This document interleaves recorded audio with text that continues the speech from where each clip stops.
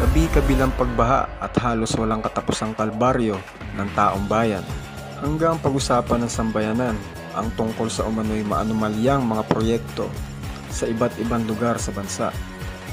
Hanggang sa isa-isa nang naungkat kung sino-sino ang mga kontraktor sa DPWH. At isa na nga sa mga pangalang umugong at tumatak sa isipan ng madla ay si Sara Diskaya.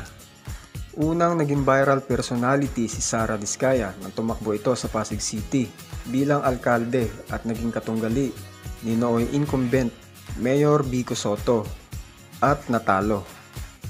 At muli naman pinag-usapan ng madla si Sara Diskaya na mag-trending ang kanyang interview kasama ang kanyang asawa na si Pacifico o Curly.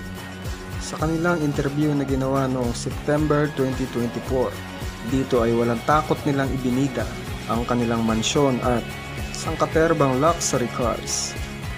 Ayon pa sa kanya ay pinanganak siya sa London, United Kingdom. Doon ay nagtrabaho man siya bilang chambermaid ng isang hotel. Ang kanyang ina at waiter naman ng kanyang ama. Lumaki daw sila sa isang middle class na pamumuhay noon.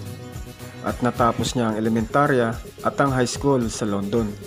Tapos ay nag-aral naman siya ng Business Administration sa loob ng 2 taon sa La Consolacion College at nakapagtapos ng Bachelor of Science in Business Administration, major in Management at Service Institution sa Pasig Catholic College.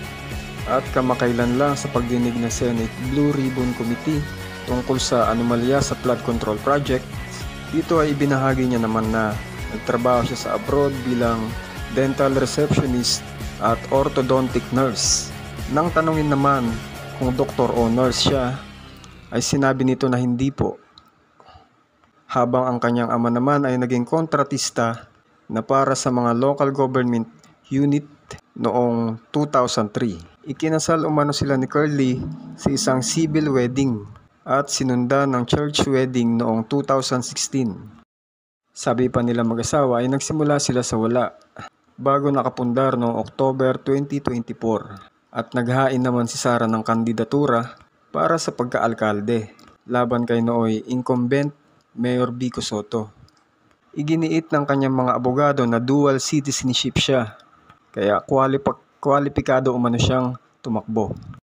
Matapos ang pahayag ni Mayor Vico Sotto tungkol sa paggamit ni Sara ng British passport noong local at national elections 2025.